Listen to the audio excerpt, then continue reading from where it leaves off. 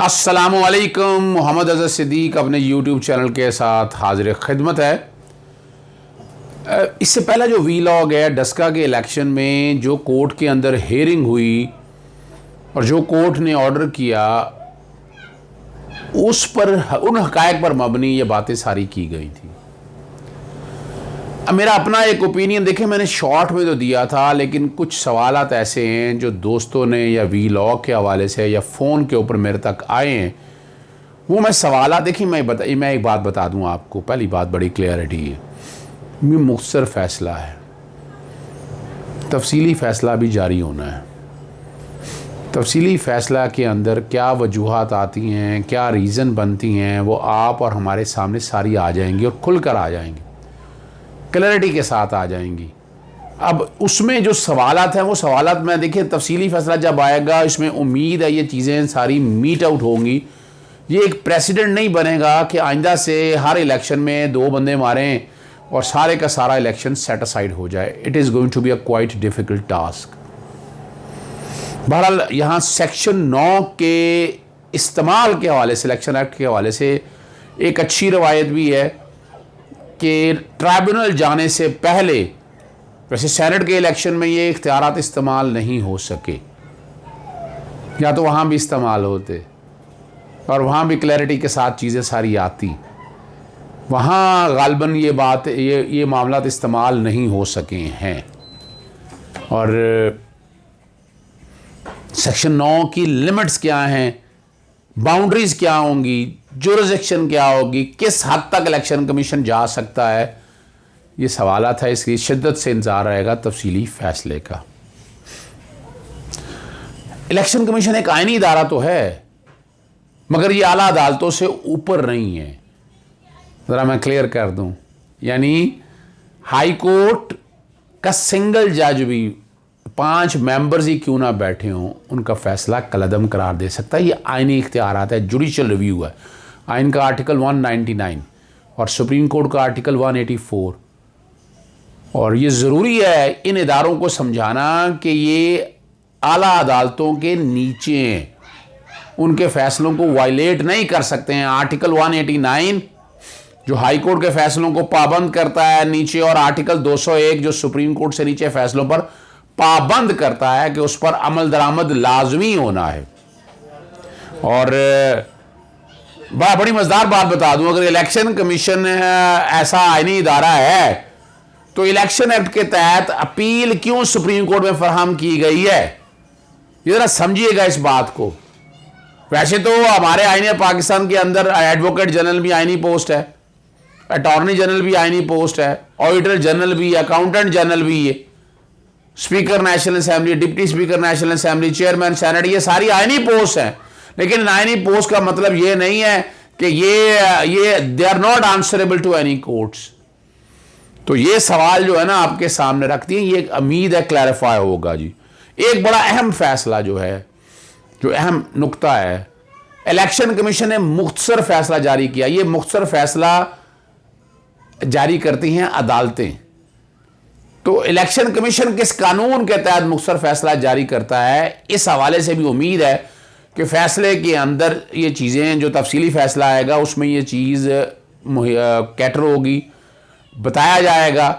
जो कि election commission एक हैबिट बना ली है तो शॉर्ट फैसला देना और तफसीली फ़ैसला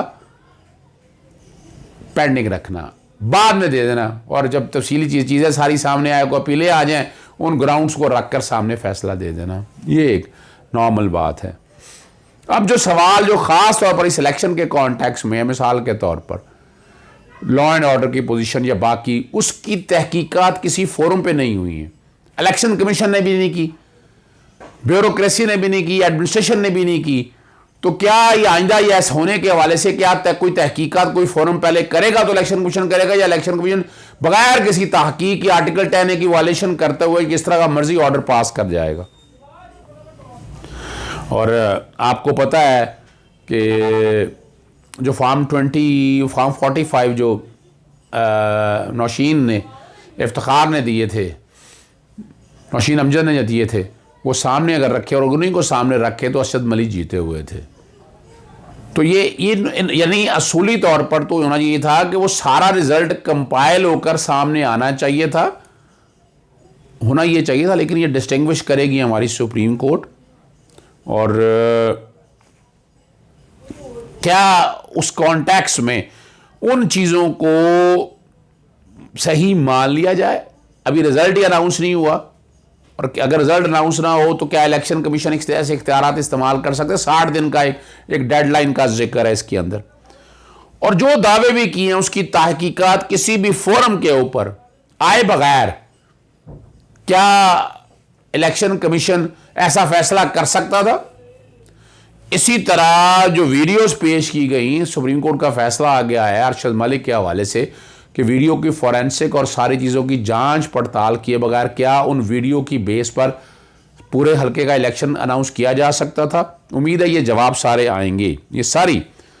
और 23 पोलिंग स्टेशन की बजाय बार बार जिक्र मैं भी कर बैठा हूँ 360 पोलिंग स्टेशन पे, और जब टर्नओवर भी बड़ी करीब हो, क्या मैटीरियली मुतासर हुआ है या नहीं हुआ है?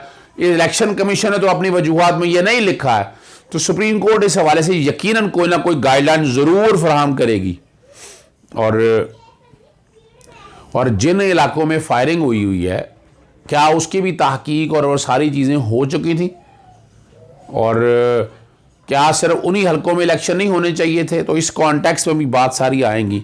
और आपको पता है, मैं बाले में जिक्र कर चुका हूँ कि इलेक्शन ट्राइब्यूनल, फ़र्क बताया था आपको मैंने कि जो अंडर दी लॉज इलेक्शन हो, इलेक्शन एक्ट के तहत रिप्रेजेंटेशन ऑफ पीपल एक्ट था, ये सेनेट इलेक्शन एक्ट अगर आ जाए या लोकल गवर्नमेंट एक्ट आ जाए, अगर उन सब चीज़ों को अगर आप सामने रख कर देखें तो उससे अंदाज़ा लगाया जा सकता है कि ये जितने भी इलेक्शन हैं ये अंडर दी एक्ट होते हैं। जो अंडर दी एक्ट हो तो वो इलेक्शन ट्राइब्यूनल के पास इख्तियार होता है कि इलेक्शन ट्राइब्यूनल जो है उन सारे मामलात को एक इलेक्शन पिटीशन के, अब इलेक्शन का रिजल्ट आ जाए उसके बाद देखता है। ये डिस्टिंग्विश यकीनन सुप्रीम कोर्ट की जजमेंट के अंदर ये चीज़ क्लियर होगी तो आप और हम तक आ जाएगी। अगली बात है, अब क्या मुनज़्ज़म धांधली साबित होगी? इलेक्शन कमीशन का रऊफ़, जो मियाँ रऊफ़ थे, उन्होंने तो मुनज़्ज़म धांधली का कहा ही नहीं, ना उन्होंने कोई पॉइंट लिया, और उनका वकील पेश हो जाना इस बात का सबूत है कि इलेक्शन कमीशन एक लोअर लेवल का इदारा है। लोअर लेवल से मुराद है आला अदालतों से नीचे है। और कहाँ साबित हुआ है कि पंजाब हुकूमत और इंतज़ामिया ने सिर्फ खाली फ़ोन उठा देने से नहीं है, कोई तहकीकात इस कॉन्टेक्स्ट में हुई हैं, इलेक्शन कमीशन के में तो नहीं हुई हैं? तो क्या ये सारे मामला जब तक फैक्ट फाइंडिंग इंक्वायरी पूरी ना हो जाए आर्टिकल 10A की वायलेशन नहीं है? ये आप लोगों ने सारे सवाल पूछे, मेरे पास जवाब इसके मौजूद हैं, लेकिन ये सवाल अभी रखना चाहता हूँ और इसके जवाब हम जब तफसीली फैसला आएगा तब हम देंगे। तो वक्त से पहले तो सिर्फ आप तो सिर्फ ये बताना है कि इन चीज़ों को सामने रखते हुए क्या किया जा सकता है, क्या बात सामने आ सकती है आप लोगों के। और सिक्योरिटी के हालात अच्छे नहीं हैं अभी भी, अगर देखा जाए, अभी भी अगर हम देखें कि इलेक्शन जो हैं क्या पाक फ़ौज कराएगी, पुलिस के तो बस के बास नहीं है, हमने ये देखा ही नहीं है, हम तो हालात समझते नहीं हैं। और इल्ज़ामात आपने लगाए, पहले वो RO के इलेक्शन के लाते रहे, स्कूल टीचरों के RO के इलेक्शन कराते रहे, फिर फ़ौज पे बिला वजह इल्ज़ामात लगे, हालांकि लॉ एंड ऑर्डर की पोजीशन जो है हमेशा फ़ौज बेहतर हैंडल कर सकती है।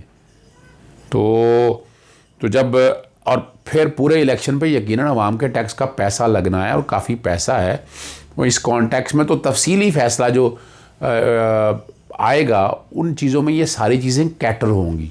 अब ये आपके जो सारे सवाल हैं मैंने सम अप किए हैं इन चीज़ों को सामने रखते हुए।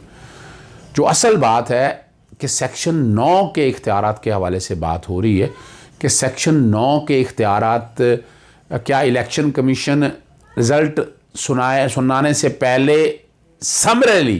समरी मैनर में, यानी ऐसे ही बगैर शाते रिकॉर्ड किए हुए राइट टू फेयर ट्रायल को सामने रखे हुए कर सकता है। लेकिन अब यहाँ चूँकि सुप्रीम कोर्ट फैसला दे दिया है, सुप्रीम कोर्ट ने पूरे हल्के का री इलेक्शन कराने का फैसला बरकरार रखा है, तो ये आगे आने वाले दौर के लिए बड़ा एक प्रेसिडेंट होगा, ये कई हदूदों क़यूद तयन करेगा। तो मैं वक्त से पहले अभी कोई कमेंट नहीं करना चाहता उस फैसले के ऊपर। फैसला जो कि सुप्रीम कोर्ट ने दे दिया है, और सुप्रीम कोर्ट एक फाइनल आर्बिटर है, और रिव्यू का नज़रसानी का इख्तियार मौजूद है, कोई नज़रसानी करता है या नहीं करता वो अलहदा बात है।